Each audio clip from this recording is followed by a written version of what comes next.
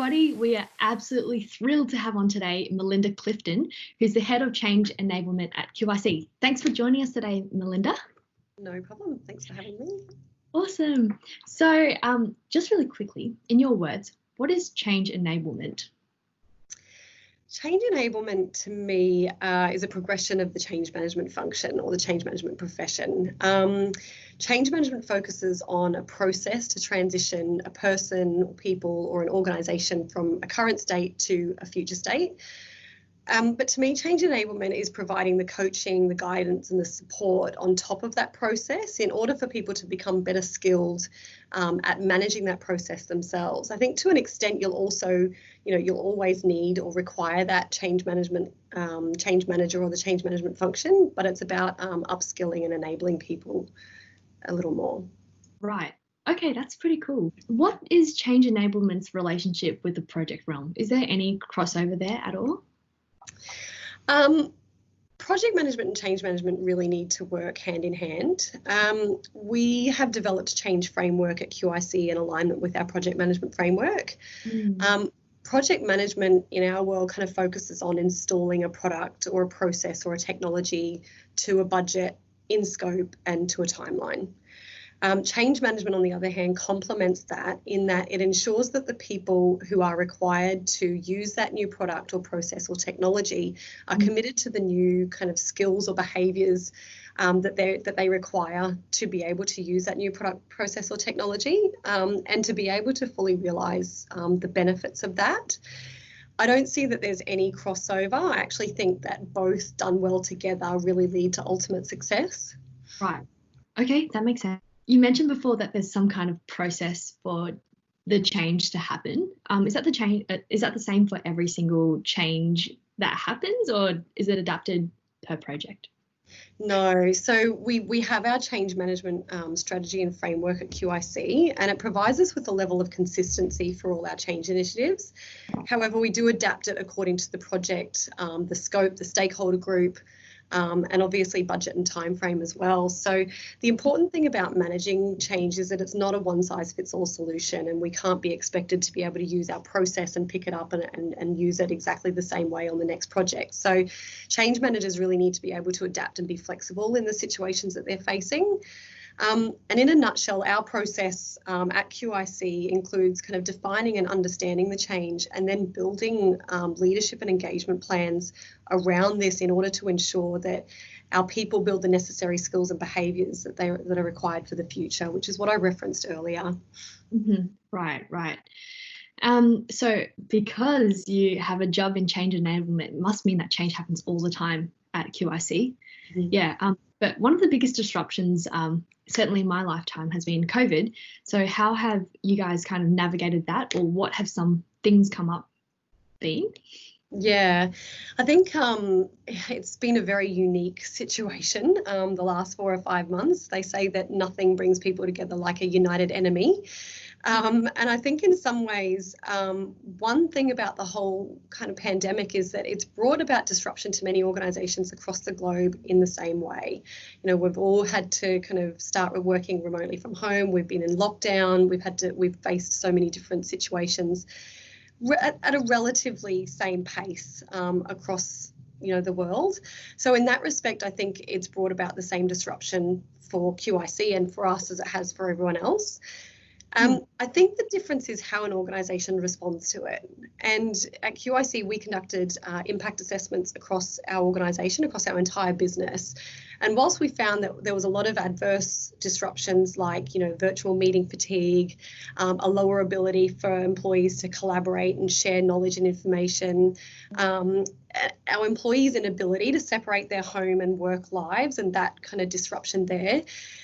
We've also really achieved some significant benefits over the last 4 or 5 months. It's really, for example, accelerated the use of new technology, so Teams and podcasts.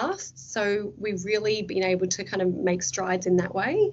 It's allowed us to build, we've had a lot of feedback that it's allowed us to build deeper connections, not only with each other within the organisation, but with our clients as well, because we're all going through the same thing together. We've all got that shared that shared enemy that we that I spoke about before. We have also done a lot around emphasising the importance of health and wellbeing and our health and wellbeing strategy. So one thing that we've done in the last few weeks is to launch an online wellness studio across the organisation, which has been fantastic.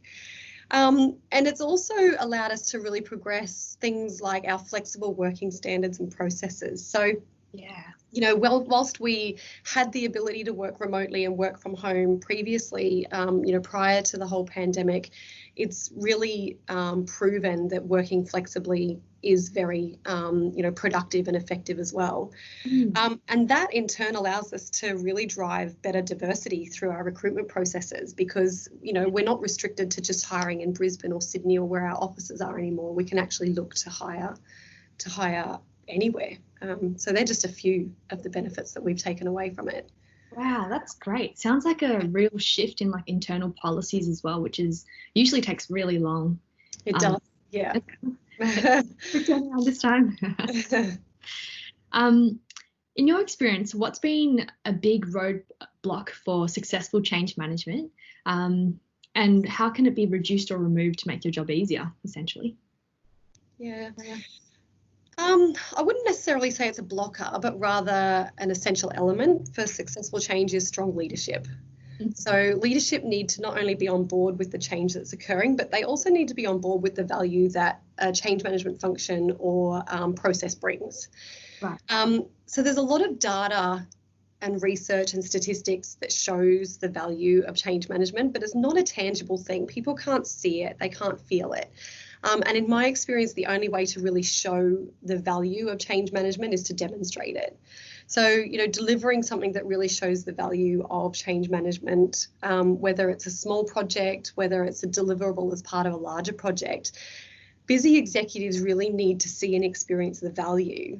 And then once you've got their attention that way, I think you can start using the things like the statistics and the research and what that tells you to back up what you've done. But I think, you know, being such, like I said, being such an intangible process, something that they can't really see or understand, you really need to show that value first.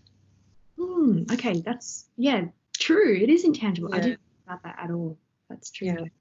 Do you have any recommendations for companies today that are still maybe struggling with the change that COVID has brought?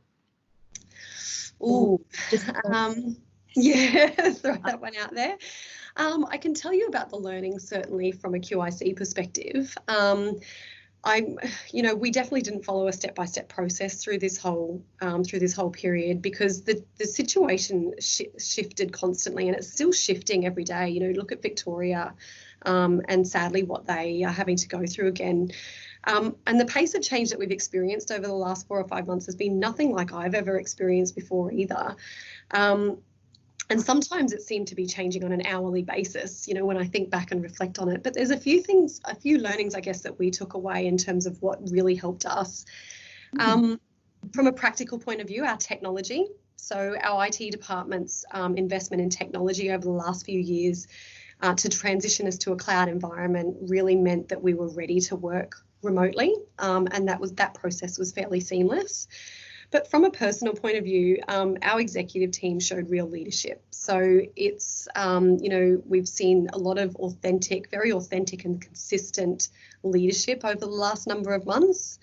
The communication was second to none. All messaging, you know, from that executive down has been clear, it's been consistent, it's been transparent. And I think the other biggest thing as well is that our employees themselves took accountability for their own circumstances. So allowing our employees and our teams to maintain control and move through the change much easier, although, you know, it was far from easy, but allowing people that control over their own situation to take accountability for that definitely made a difference. Yeah, that's good advice. Thanks, Mel. Yeah. And actually, I just have one off-the-cuff question. Yeah. You mentioned before that one of the biggest challenges for change is transforming people's culture and behaviours in the workplace. Can you expand a little bit more on that? Just want to know. Yeah, sure. So, you know, whether it's a technology process or a restructure, whatever that change is, there's always going to be an element of people needing to adapt. An organisation won't be able to change and realise the benefits of the change that they're doing unless all of their people change as well. That's just, it's fact. So in terms of being able to realise that organisational change, we need to be able to take people on a journey, and it is a journey for a lot of people. We follow a number of different processes, and it really, like I said before, what we do really depends on the project that we're working on, the culture we're working within, the people we're working with. But a number of different things that we do look at is how we engage with those people at the level that they need to be engaged with. And we really look at understanding 4 different pillars. So we look at how we need to be able to communicate with our teams in terms of raising their awareness around what they need to do, how they need to change, what the future state looks like. We involve people, so all of our projects are set up so that, you know, we always have subject matter experts or stream leads, or, you know, whatever that structure is. Those people within the project or on the project are given the accountability to make decisions, to design what that future state looks like, and therefore have that ownership of what that future state is going to be. Learning is a big part of that. So obviously, you know, we can kind of tell people what that future state needs to look like, but unless we teach them how to do it and give them the ability to do so, they're not going to be able to operate effectively within that new environment. So learning is definitely one of those key aspects as well. And the final one is how we reinforce it. So we, you know, once you go live, if I use a new system, for example, once you go live with that new system, it doesn't automatically mean that people will start using it in the intended way that it's meant to be used. So that comes with learning, obviously, part of that journey. But then how do we reinforce those new processes and the new technology that we need people to use in order to realise sometimes, you know, multi-million-dollar benefits? So things like including it through reward and recognition. We can include it formally in people's KPIs. We can have, you know, we do things. We're a very competitive culture at QIC, so we, you know, we make competitions and reward people for new behaviours and things that we want to see. So there's a number of different ways that we can get people engaged and make sure that we sustain that change as well. Cool. It's like little kids when you give them a little lolly for doing something. Yeah. Funny and something. Oh, that's funny.